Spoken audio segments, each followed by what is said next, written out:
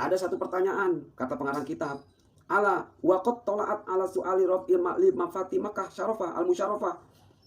Telah ada muncul pertanyaan yang diangkat kepada mufti, imam atau ulama Mekah. Wa hadara ma'arifahu wa jironahu. Kemudian datanglah para kerabat-kerabatnya, tetangga-tetangganya untuk takziah. Fahal lau arada ra'isul hukam bimalihi binarifki. A man with one eye, orang mata satu, is a king between a blind. Itu adalah raja kalau di depan orang-orang buta. Artinya asal modal bisa ngomong, pede, nikat baca kitab, itu sudah keren. Kalau yang mendengar tidak paham sama sekali, kamu sudah menjadi paling top gitu. Ya kalau di golongan sebelah mungkin bisa terjadi, kalau di golongan kami tidak bisa. Ente mau berani baca kitab di depan orang dengan gaya seperti itu, pulang nggak bawa muka.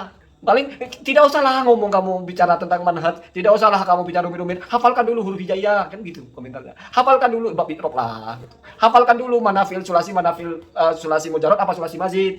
Hafalkan dulu domir-domir ya, enggak usahlah kamu sok-sok membedah isi kitab ini, isi kitab itu ya.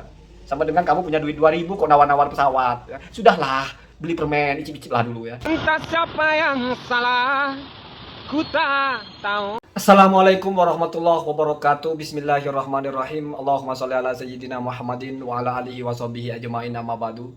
Ja'alanallahu wa iyyakum min ahlil khairi was sa'adah fid dini wad dunya wal akhirah. Semoga Allah jadikan kalian semua, jadikan saya juga dan kita semua menjadi orang-orang yang berbahagia di dunia dan akhirat. Ini kepada siapapun.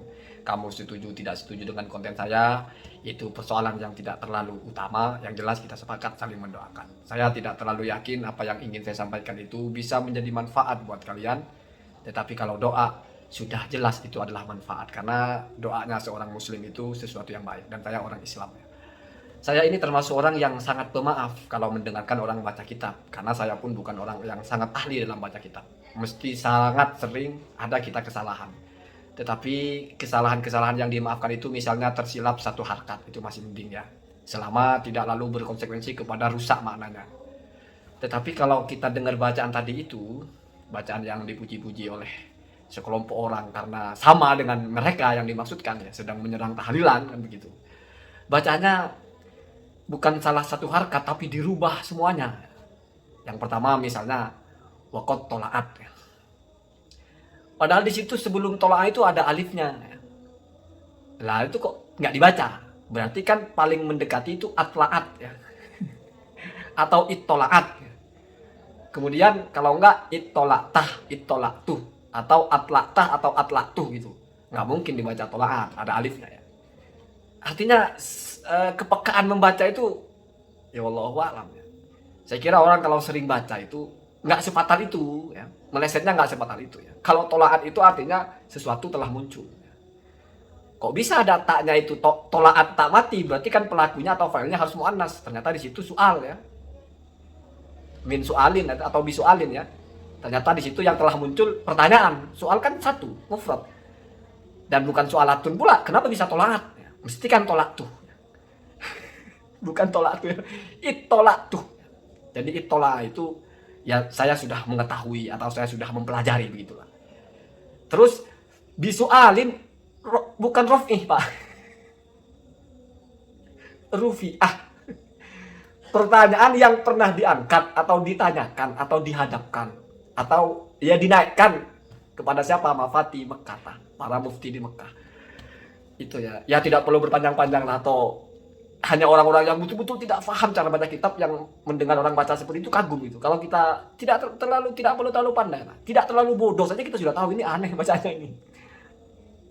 Padahal itu kitab yang ada tutolikin ya, kitab yang dibaca banyak orang. Kalau kitab al-um mungkin memang jarang orang baca. Ini kan kitab semua pesantren membaca kitab itu gitu ya. Sarahnya Fathul Mu'in kan, hasiah bukan sarah ya. Karena Fathul Mu'in itu sudah sarah dari Qurratul Ain, terus di situ disarah oleh pengarangnya sendiri Al-Malibari menjadi Fathul Mu'in. Nah, kemudian diberilah hasiah oleh Abu Bakar Syarqawi ini menjadi I'anatut Thalibin kan begitu. Kemudian di situ bima lahu ya, bukan bimalihi Pak. Jadi al-hukam ya, bima lahu min rifkin li riayatihi, kira-kira begitu kan. Seorang pemimpin ya bolehlah mufti atau ulama atau apa, atau yang bertanggung jawab atas urusan umat itu, bima lahu min rifkin li riayatihi, di mana dia itu memiliki kepekaan, memiliki perhatian, memiliki kasih sayang kepada umatnya. Boleh enggak kalau dia bersikap kan begitu ya. Bukan bimalihi Pak, kalau bimalihi kemana? Kalau seharusnya bimalihi, kan artinya dengan hartanya. Lalu kamu rubah menjadi bimalahu, masih bisa dipahami. Kenapa? Karena ma itu kan umum. Bima sesuatu lahu yang dimilikinya. Oh berarti harta kan milik dia, masih bisa ngeles. Artinya bimalihi dengan bimalahu itu ya biasa. Disebutnya umum tapi maksudnya khusus, masih bisa dimaklumi dalam balaghah itu ya. Min itlaqil kulli wa iradati al-juz'i, biasa masih begitu ya. Jadi kalau kamu maksudnya adalah bimalihi tetapi lalu kamu baca bimalahu, itu masih boleh. Setidaknya masih kalau kamu ngeles saya terima. Tapi kalau seharusnya bimalahu lalu kamu baca bimalihi, ini kacau. Karena bimalahu itu sesuatu yang umum. Lalu ditahsis setelahnya. Apa yang dimaksud, yang dimiliki dia itu apa? Arifkuh birriayah. Itu kan bukan harta. Jadi kok bisa jadi bimalihi? Misalnya setelahnya dia menyebut kambing, sapi, bimalahu min bakorin, au ghanamin, au sayyaratin, itu baru bolehlah bimalihi. Dengan hartanya berupa kambing. Karena kalau malun itu jelas harta, objeknya jelas. Kalau malahu itu bukan harta, tapi umum karena ma itu sigot isim mausul ya. Kalau isim mausul itu berarti yufidu al-am, seperti dengan man, ya siapa aja. Ma ya apa aja kan begitu ya. Kemudian di situ dijelaskan apa yang dimaksud yang dimiliki dia itu ya. Kita itu bisa menilai kalau kita punya perangkat. Kamu ya dihadapkan kepada tulisan yang kamu tidak paham sama sekali. Lalu kamu ditanya, ini tulisan benar apa salah? Akhirnya kamu memakai selera, bukan memakai telaah yang waras. Kamu tanya, apa maksudnya dari tulisan ini? Oh ini bahwasanya tahlil bid'ah. Oh berarti benar tulisan ini. Sesuai dengan selera kamu gitu. Kamu tidak bisa mengukur ini tulisannya benar nggak? Kamu nggak ngerti. Ada orang baca kitab, oh baca kitabnya bagus ya karena ada bunyi gitu. Ditunjuk-tunjuk hurufnya gitu. Saya jadi ingat falsafah itu. Apa ya?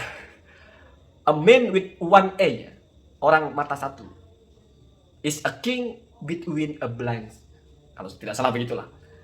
Itu adalah raja kalau di depan orang-orang buta.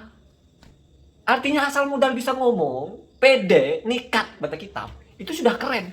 Kalau yang mendengar tidak paham sama sekali, kamu sudah menjadi paling top gitu. Ya kalau di golongan sebelah mungkin bisa terjadi, kalau di golongan kami tidak bisa, Pak. Tidak bisa. Ente mau berani baca kitab di depan orang dengan gaya seperti itu, pulang nggak bawa muka.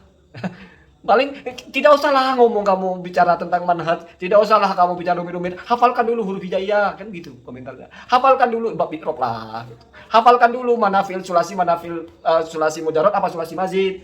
Hafalkan dulu domir-domir ya, enggak usahlah kamu sok-sok membedah isi kitab ini, isi kitab itu ya. Sama dengan kamu punya duit 2.000 kok nawar-nawar pesawat ya. Sudahlah, beli permen, icip-icip lah dulu ya. Duit 10.000 sok-sok mau makan di restoran mahal, sudahlah cari warung-warung yang 10.000 cukup gitu ya. Ini namanya tahu diri ya. Sok-sok kita nak baca kitab, bantah-bantah orang baca kitab. Ya kalau di depan orang-orang buta, jangankan mata satu, mata seperempat saja. Itu sudah jadi yang paling keren. Tapi kalau di depan sama-sama orang bisa melihat, ya kamu bukan keren, ditertawakan ya, terlalu kere keilmuannya, kan begitu. Tapi kan artinya salah, artinya membacakan artinya benar ya. Saya tidak akrab dengan bahasa orang artinya benar, bacanya salah. Maksud saya begini, kalau bacanya ada berantakan, terus tahu artinya benar dari mana? Bukankah kamu mengartikan itu dari yang kamu baca? Kecuali kamu sebelumnya sudah baca terjemahannya mungkin. Lalu biar keren kamu praktekkan di Arabnya. Sehingga ketika baca kok nggak sinkron. Kok dibaca raf'in, padahal pertanyaan yang diangkat kok disualin raf'in. Gimana?